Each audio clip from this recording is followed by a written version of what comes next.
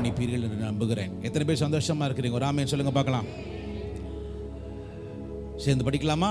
உன்னத பாட்டின் புத்தகம் 6ஆம் அதிகாரம் 13ஆம் வசனம். திரும்பி வா, திரும்பி வா சூலமித்தியே, நாங்கள் உன்னை பார்க்கும் படிக்கு திரும்பி வா, திரும்பி வா.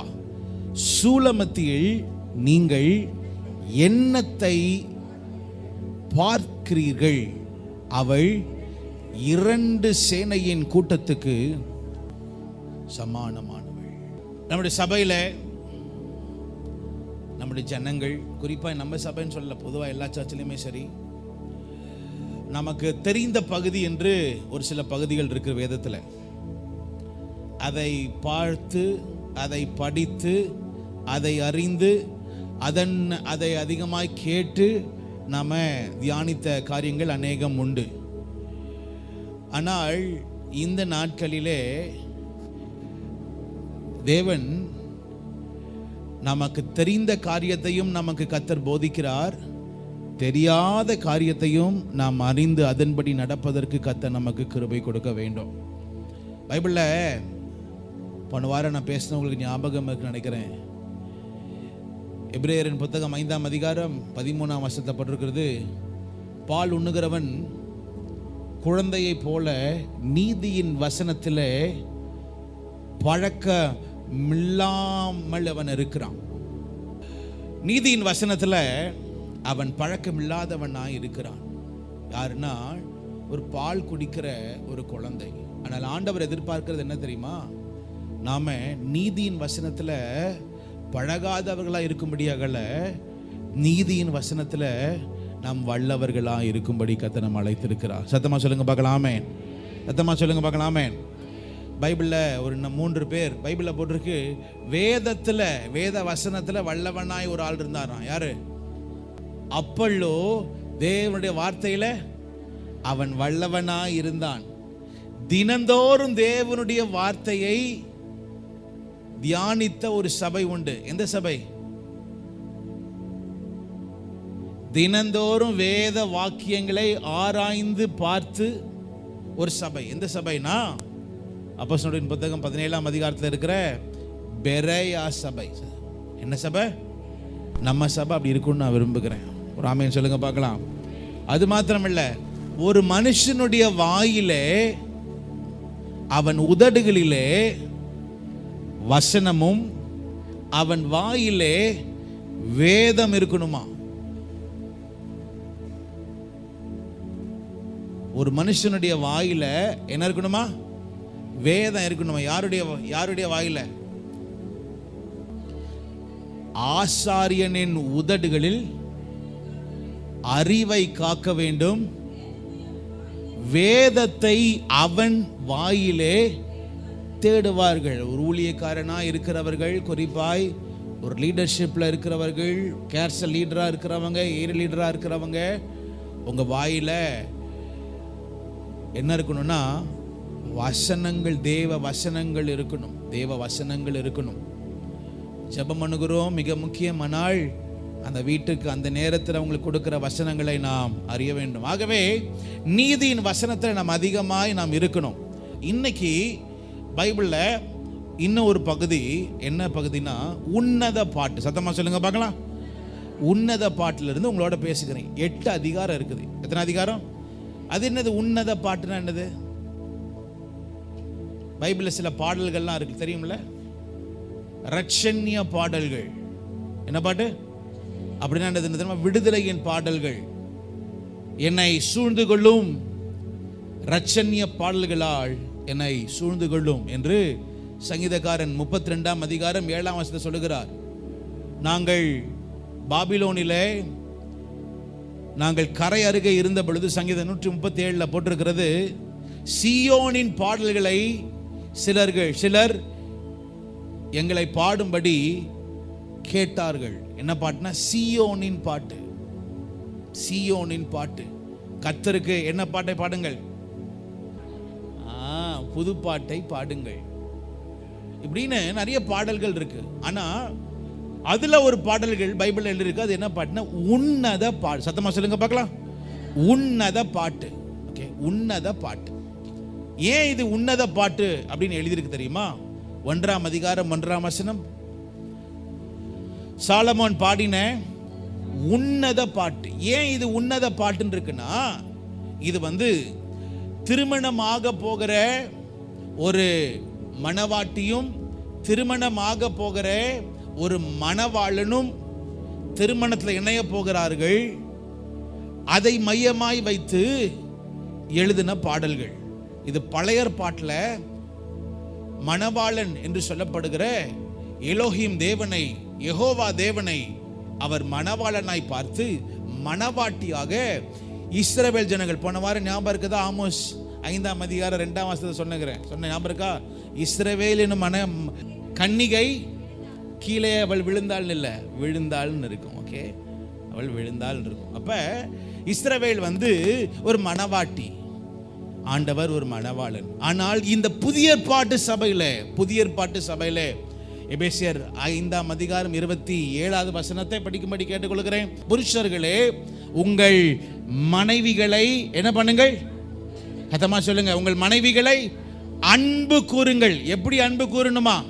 அப்படியே கிறிஸ்துவும் சபையில் அன்பு கூர்ந்த அந்த புதிய ஏற்பாட்டில் பைபிளில் போட்டிருக்கு, நம்முடைய மணவளனாகிய இயேசு இருக்கிறார், மணவாட்டியாகிய நீங்களும் நானும் சபையாக இருக்கிறோம். ஒரு ஆமேன் சொல்லுங்க பார்க்கலாம். இந்த உலகத்தில் ஏன் தெரியுமா இருக்கிறோம்? நான் இந்த நாட்களில் பேசுகிற காரியங்கள் சற்று ஆழமாக இருக்கிற காரியங்கள் நல்லாவே எனக்கு தெரியும். ஏன்னா சபை விசுவாசிகள் இதை நீங்கள் நன்கு அறியணும், நீங்கள் புரிஞ்சுக்கணும். நாம் மணவாட்டி, மணவாளனாகிய இயேசு கிறிஸ்து வருவதற்கு நாம் காத்து கொண்டிருக்கிறோம். ஏன் இதெல்லாம் சொல்லுகிறேன் தெரியுமா? மணவாட்டியாகிய நாம் மணவாளனை சந்திப்பதற்கு எப்படி இருக்கணும்? சத்தமா சொல்ல, எப்படி இருக்கணும்? ஆயத்தமா இருக்கணும். 1 தெசலோனிக்கேயர் புத்தகம் 5ஆம் அதிகாரம் 2ஆம் வசனத்திலிருந்து ஒரு படிக்கும்படி கேட்டுக்கொள்கிறேன்.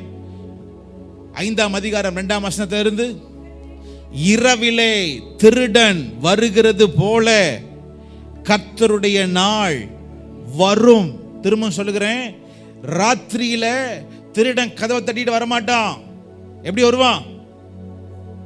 திடீர்னு வருவான். இப்படியாக இருக்கும் ஆண்டவருடைய ரகசிய வருகை. அடுத்த வசனம் யாராவது மைக்ல படிக்க முடியுமா? இரவிலே திருடன் வருகிற விதமாய் கர்த்தருடைய நாள் வரும் என்று நீங்களே நன்றாய் அறிந்திருக்கிறீர்கள். சமாதானமும் சௌக்கியமும் உண்டென்று அவர்கள் சொல்லும்போது, உலகத்துல சில ஜனங்க சொல்லுவாங்க, இப்ப சமாதானம் இருக்கிறது, சௌக்கியம் இருக்கிறது என்று சொல்லும் பொழுது, கர்ப்பவதியானவளுக்கு வேதனை வருகிறது போல அழிவு சடுதியாய் வரும், அவர்கள் மேல் வரும், அவர்கள் தப்புவது இல்லை. அப்புறம், சகோதரரே, அந்த நாள் திருடனை போல உங்களை பிடித்துக் கொள்ளத்தக்கதாக நீங்கள் அந்தகாரத்தில் இருக்கிறவர்கள் அல்லவே. நீங்கள் எல்லோரும் வெளிச்சத்தின் பிள்ளைகளும், நீங்கள் எல்லோரும் வெளிச்சத்தின் பிள்ளைகள், பகலின் பிள்ளைகளுமாய் இருக்கிறீர்கள். நாம் இரவுக்கும் இருளுக்கும் உள்ளானவர்கள் அல்லவே. நாம் இரவுக்கும் இருளுக்கும் உள்ளானவர்கள் அல்லவே. கடைசி வசனம் 6வது வசனம் படிங்க பார்க்கலாம். ஆகையால் சேர்ந்து படிக்கலாம் பார்க்கலாம். மற்றவர்கள் தூங்குகிறது போல நாம் தூங்காமல், அடுத்தது விழித்துக் கொண்டு தெளிந்தவர்களாய் இருக்க கடவுள். 3 காரியம் சொல்லுகிறார். ரகசிய வருகைக்கு நாம் போகணும்னா தூங்காமல், 2வது விழிப்புள்ளவர்களாய், 3வது தெளிந்த புத்தி உள்ளவர்களாய் இருக்கணும். ஏன் எருசலேம் முக்கியமானது தெரியுமா? ஏன் எருசலேம் முக்கியமானது? சங்கீதம் 122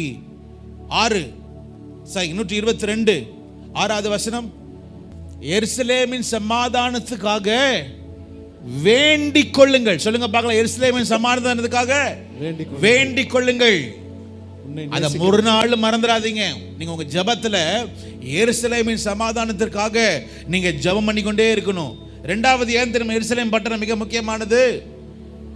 கலாத்தியரின் புத்தகம் 4ஆம் அதிகாரம், எல்லாரும் எடுத்துக்கொள்ளும்படி கேட்கிறேன். கலாத்தியரின் புத்தகம் 4ஆம் அதிகாரம் 27வது வசனத்தை சேர்ந்து படிக்கலாம். 26வது வசனத்தை, மேலான எருசலேமோ, இன்னொரு முறை சொல்லுங்க பார்க்கலாம். மேலான எருசலேம், சுயாதீனம் உள்ளவள் அவளே நாம் எல்லோருக்கும் தாயானவள்.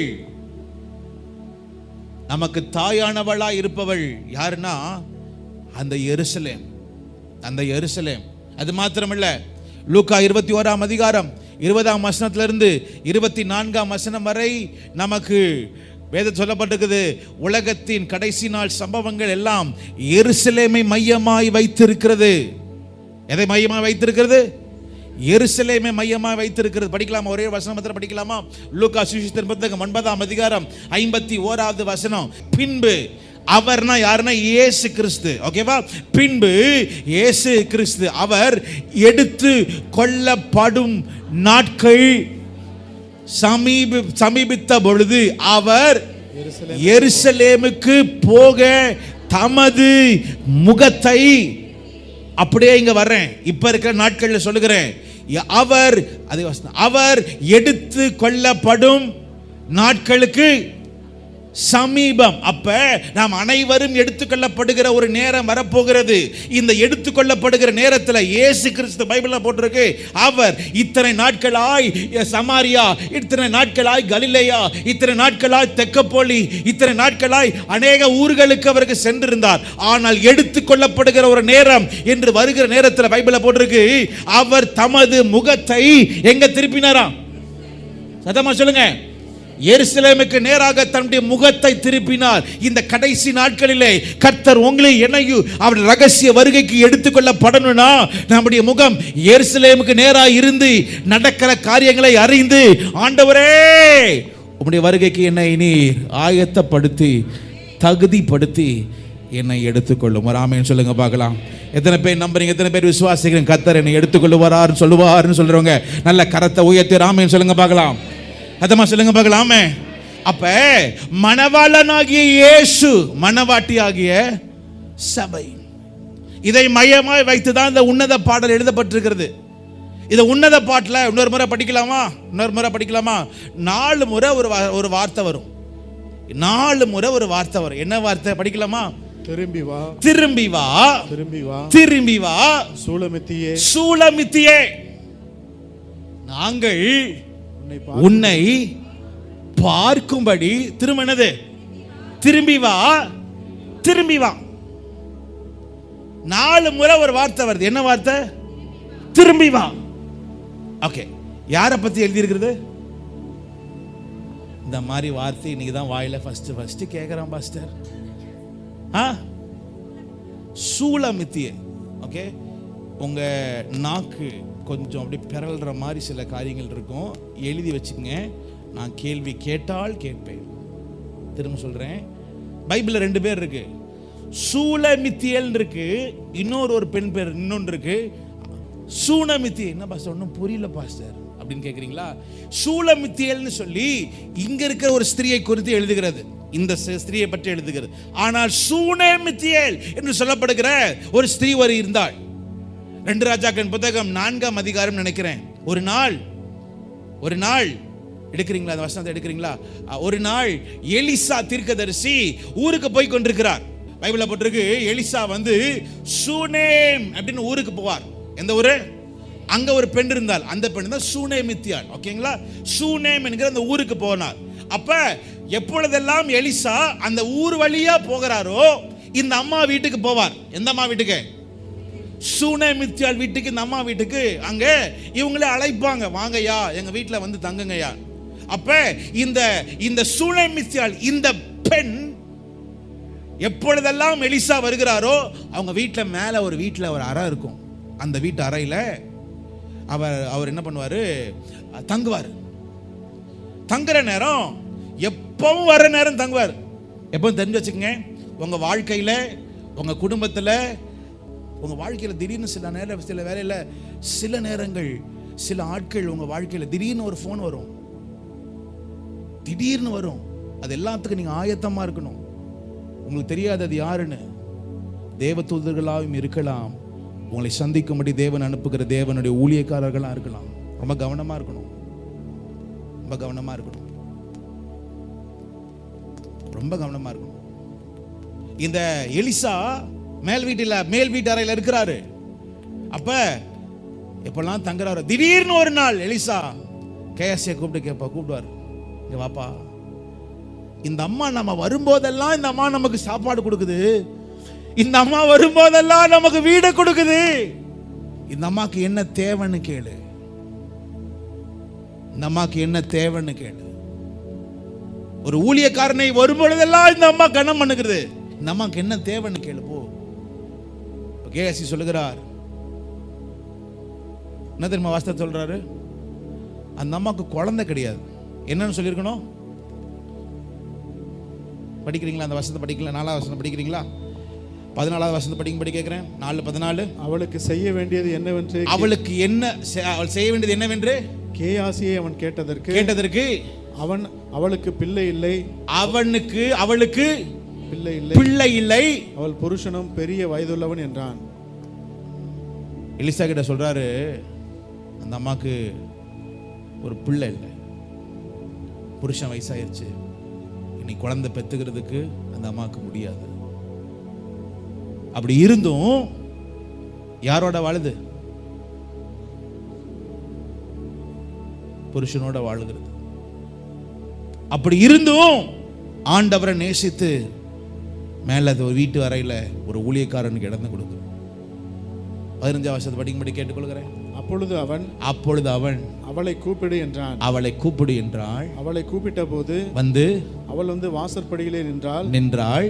அப்பொழுது அவள் ஒரு பிராண உற்பத்தி கால திட்டத்திலே ஒரு குமாரனை அணைத்து கொண்டிருப்பாய் என்றான். உனக்கு ஒரு குமாரனை அணைத்து கொண்டு இருப்பாய் என்று சொல்லி, அதற்கு அவள், ஏது தேவனுடைய மனுஷனாகிய என் ஆண்டவனே, உமது அடியாளுக்கு அபத்தம் சொல்ல வேண்டாம் என்றாள். அடுத்த வசனம், அந்த ஸ்திரீ கர்ப்பம் தரித்து எலிசா தன்னோடு சொன்னபடி ஆண்டவர் சொன்னபடின்னு இல்லை, என்னது? எலிசா தன்னோடு சொன்னபடி ஒரு குமாரனை பெற்றாள். ஒரு குமாரனை பெற்றாள். வாழ்க்கையில முக்கியமானது, திடீரென்று ஆண்டவர் சில தேவதூதர்களை அனுமதிப்பார். அணைத்து கொண்டுங்கள். பிள்ளைதான் இல்லை, ஆனா சொல்லுகிறார், உனக்கு ஒரு குமாரன் பிறப்பான். அவர் சொன்னபடியே அது நடந்தது. ஒரு ஆமென் சொல்லுங்க பார்க்கலாம். இந்த ஸ்திரீ வந்து சூனேமித்தியா, சொல்லுங்க பார்க்கலாம். ஆனா இப்ப நம்ம படிச்சது யாரு? சூலமித்தியா. ஓகேவா? இப்ப யாரு? ஓகே, இத 4 வார்த்தை வருது. என்ன வார்த்தை? சத்தமா சொல்லுங்க பார்க்கலாம். திரும்பி வா, திரும்பி வா, திரும்பி வா. ஏன்? ஏன்? இதே வார்த்தை ஆண்டவர் நம்ம எடுத்து சொல்லுகிறார். மணவாட்டியே சொல்லுங்க, திரும்பி வா, திரும்பி வா, திரும்பி வா. எதற்கு? மணவாளனாகிய இயேசுவை சந்திப்பதற்கு நீ திரும்பி வா, திரும்பி வா, திரும்பி வா, திரும்பி வா. ஏன் திரும்பி வா? அதுக்கு முந்தின வசனத்தை படிக்கலாமா? 12வது வசனமா? 11வது வசனத்தை படிக்கும்படி கேட்கிறேன். 11. பள்ளத்தாக்கிலே பழுத்த கனிகளை பார்க்கவும் திராட்சை செடிகள் துளிர்விட்டு மாதுளம் செடிகள் பூத்ததா என்று அறியவும் வாதுமை தோட்டத்துக்கு போனேன். இந்த அம்மா எங்க போனாங்கன்னா தோட்டத்துக்கு போச்சு. எங்க போச்சு? இன்னொரு முறை சொல்லுங்க பார்க்கலாம். எதுக்கு தோட்டத்துக்கு போச்சு? பள்ளத்தாக்கிலே பழுத்த கன்னிகளை நான் பார்க்கிறதுக்கு போனேன். அடுத்தது திராட்சை செடிகள் துளிர்விட்டு. ஆக்சுவலா இந்த அம்மா எங்க இருந்திருக்கணும்? யாரை சந்திக்க இருந்திருக்கணும்? அதம்மா சொல்லுங்க. மணவாளனை சந்திக்க இருக்கணும். ஆனா இந்த அம்மா எங்க போச்சு? ஆண்டவர் இந்த வார்த்தை உங்களுக்கு திரும்ப சொல்லுகிறார். ஆண்டவர் வருவதற்கு இன்னும் நாட்கள், இன்னும் நேரம் மிக குறைவா இருக்கிறது. அவரை சந்திப்பதற்கு நீ ஆயத்தப்படு. போய் தோட்டத்தில் போய் அதிகமா வேலை காரியங்களை என்ன பண்ணிக்காத, சிக்கிக்காத. ஆண்டவர் சொல்லுகிற வார்த்தை, பள்ளத்தாக்குல செடிகள் இருக்கும், அது பழுத்திருக்கும், அதெல்லாம் ஓகே. ஆனா நீ அங்க பார்க்கறதுக்கு இல்லை, நீ மணவாளனை பார்ப்பதற்கு நீ ஆயத்தப்படு. ஒரு ஆமேன் சொல்லுங்க பார்க்கலாம்.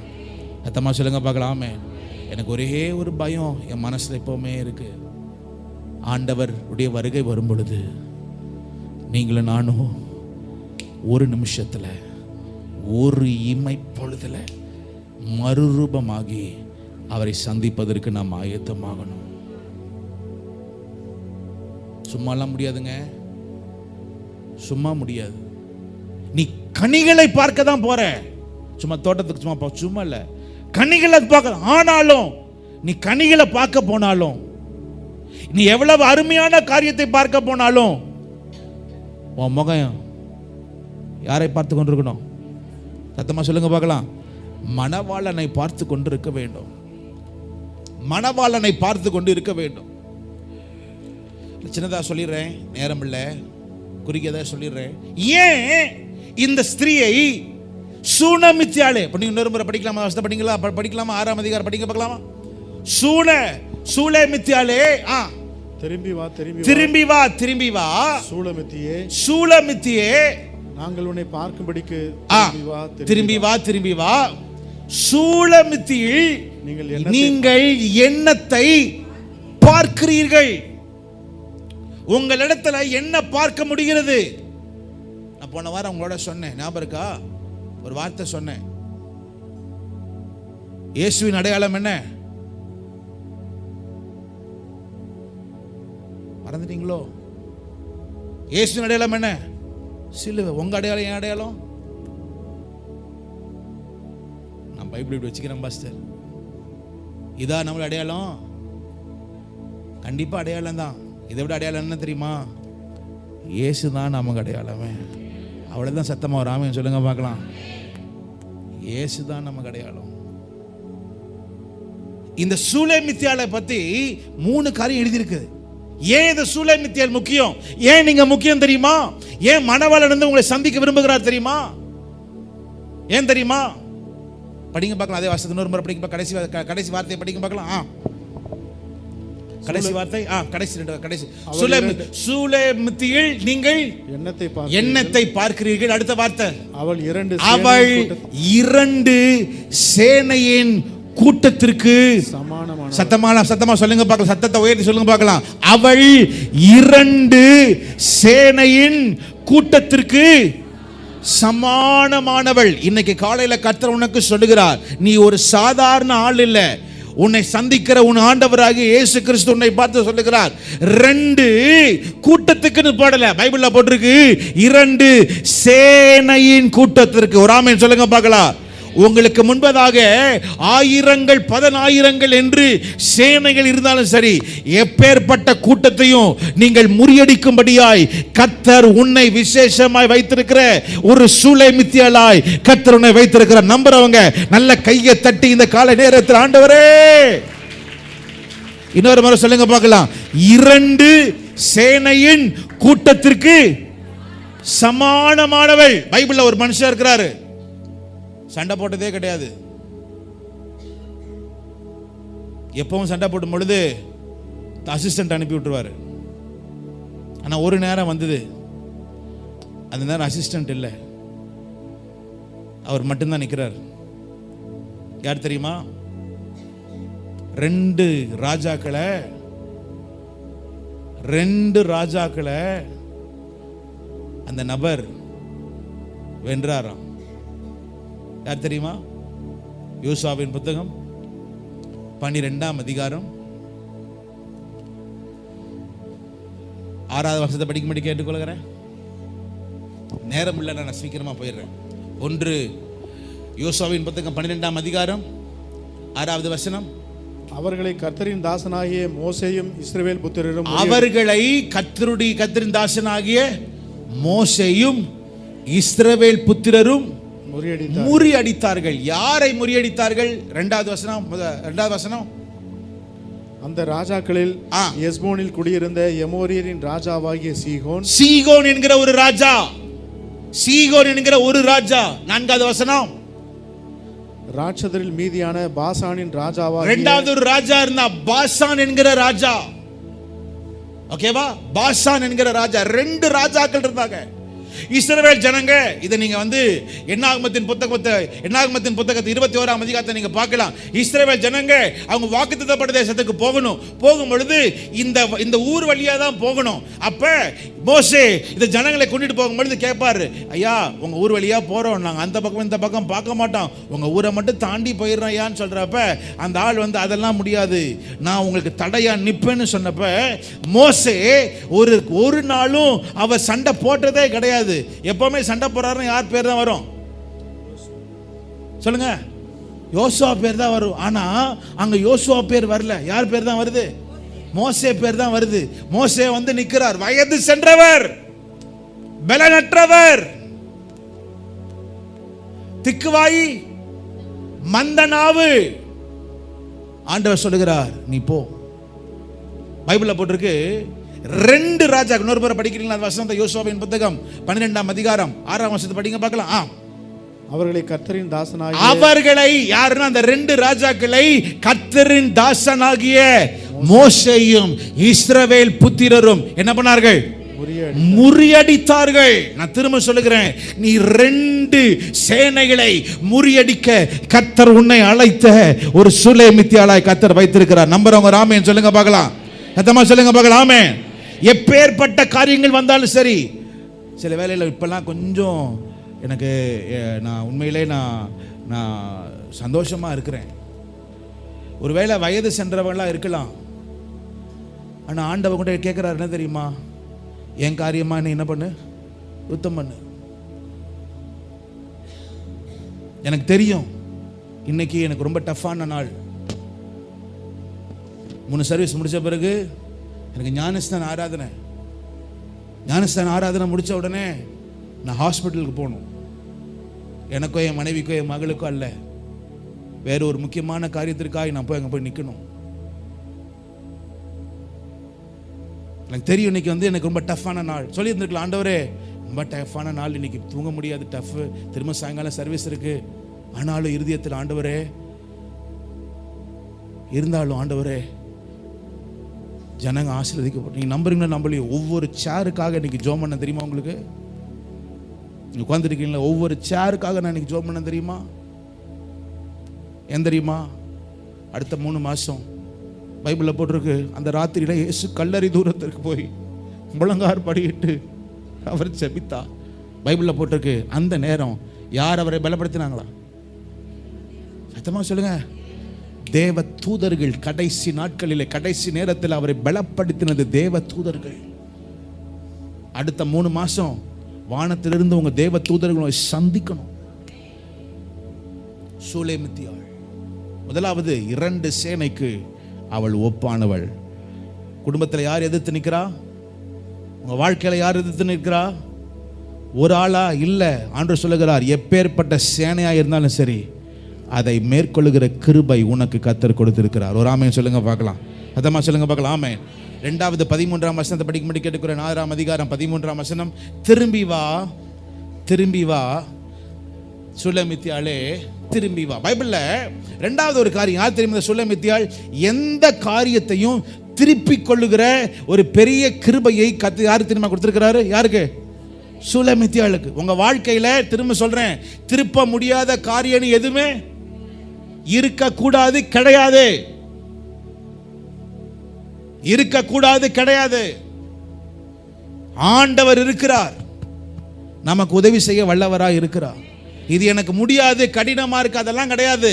திரும்பி வா, திரும்பி வா. எவ்வளவு தூரம் நீ போனாலும் சரி, திரும்பி வா. யோனாவே, நீ சொன்ன ஊரை விட்டு நீ திரும்பி எங்கேயோ போயிட்டு இருக்கிற, போனாலும் என் கண், என் வார்த்தை, என் கரை இருக்கு, திரும்பி வா. கெட்ட குமாரன் தகப்பனை விட்டு அவன் தூர தேசத்திற்கு, கண்களிலே காணக்கூடாத ஒரு தேசம். எந்த தேசம் போட்டிருக்கா? போடவே இல்லை, போய் மறைஞ்சிட்டான். ஆனாலும் வேதம் சொல்லுகிறது, தகப்பனுடைய அன்பு இருந்தது. அவன் சொல்லுங்க, அவன் திரும்பி வந்தான்.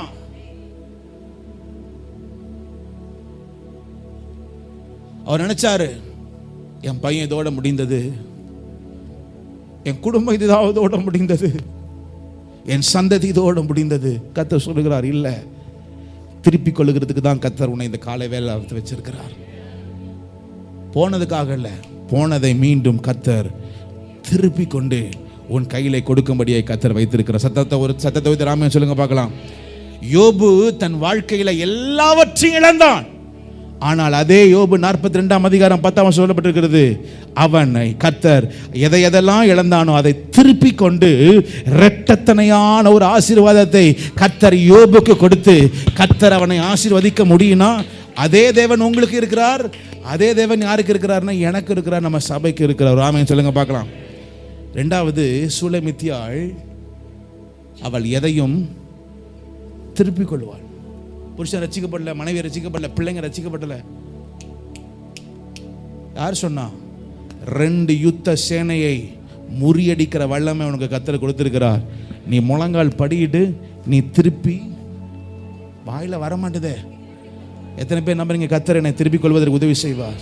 சதமா சொல்லுங்க பார்க்கலாம். ஆமென். எனக்கு ரொம்ப பிடிச்சமான ஒரு வார்த்தை, கெட்ட குமாரன் திரும்பி வந்தான். உன் குடும்பத்தின் காரியங்களை கர்த்தர் திருப்பி கொள்ளுவார். டிவோர்ஸுக்கு போறேன்னு போயிடாத. என் புருஷன் போயிட்டாரு, வேற எங்கேயோ போயிட்டாரு, என் மனைவி வேற எங்கேயோ போயிட்டா, ஓடிராத. Plan A, plan B, plan C. எங்க அம்மா சொன்னாங்க, அக்கா சொன்னாங்க, அவர் சொன்னார், இவர் சொன்னார், லாயர் சொன்னார், அவர் சொன்னார். இயேசு சொல்லுகிறார், கேட்டுக்கோ, நீ நின்று தேவ சமூகத்தை நோக்கி பார், போன ஆளு திரும்பி வரும். திருப்பிக் கொள்வாய். 3வது நேரம் இல்லை, 6ஆம் அதிகாரம் 12ஆம் வசனம். 6ஆம் அதிகாரம் 12ஆம் வசனம். நினையாததுக்கு முன்னே என் ஆத்துமா என்னை அம்மினதாபின் ரதத்திற்கு ஒப்பாக்கிற்று. நீ யார் தெரியுமா? 3வது, இந்த சூலேமித்தியாள் யார் தெரியுமா? அம்மினதாபின் ரதத்திற்கு ஒப்பானவள். இன்னொரு முறை சொல்லுங்க பார்க்கலாம். அம்மினதாபின் ரதத்திற்கு ஒப்பானவள் அப்படின்னா என்ன தெரியுமா? அம்மினதாபின் ஒரு ஆள் இருந்தார். நீங்க யூதாவின் என்னாகமத்தின் புத்தகம் 10ஆம் அதிகாரம் 14ஆம் வசனத்தை நீங்க படிச்சீங்கன்னா, நீங்க அப்புறமே படிங்க, 10-14 இருக்கும். யூதா கோத்திரத்தில் ஒருத்தர் இருப்பார். அவர் பேர் தான் அம்மினதாப். நல்ல யுத்தம் பண்ணுகிற ஒரு மனுஷன், நல்ல யுத்தம் பண்ணுகிறவர். இவர் ஒரு ரதம் வச்சிருந்தார். இந்த ரதம் எப்படிப்பட்ட ரதம்னா, இது ரொம்ப வெயிட் கிடையாது, கொஞ்சம் லைட்டானது. அதனால இந்த ரதம் ரொம்ப ஸ்பீடா ஓடும். ஆகவே தான் போட்டிருக்கு, சூலமித்தியாளே, நீ பார்ப்பதற்கு ஒருவேளை நீ பார்ப்பதற்கு அருமையானவளா இல்லாமல் இருக்கலாம், நீ பார்ப்பதற்கு கருப்பா இருக்கலாம், நீ உன் வேலை காரியங்கள்ல மிகவும் நீ நஞ்சு போனவளா இருக்கலாம். நீ மறந்துடாத, நீ ஒரு ரதத்திற்கு ஒப்பா இருக்கிறாய். கையை உயர்த்தி 3 முறை சொல்லுங்க பார்க்கலாம். கர்த்தர் என்னை அம்மினதாபின் ரதத்திற்கு ஒப்பாய் அவர் மாற்றுகிறார். இன்னொரு முறை சொல்லுங்க பார்க்கலாம். ஒரு ரதத்திற்கு அவர் ஒப்பாய் மாற்றுகிறார். கடைசி முறையா சொல்லுங்க, ரதத்திற்கு அவர் எப்படி மாற்றுகிறார்? ஒப்பாய் அவர் மாற்றுகிறார். ஒப்பாய் மாற்றுகிறார். இந்த கடைசி நாள்ல நீயும் நானும் போக வேண்டிய தூரம் ரொம்ப தூரம். கர்த்தருக்காக ஓடு. பாவத்தில் மாட்டிக்கொள்ளாத. பிள்ளைகள் காரியமாய், குடும்ப காரியமாய் மாட்டிக்கொள்ளாதீங்க, சிக்கி கொள்ளாதீங்க. ஒண்ணும் பண்ண முடியாது. தேவனுக்காய் ஓடு, தேவனுக்காய் ஓடு. சாரோனின் ரோஜா பள்ளத்தாக்கியும் லீலி புஷ்பம்.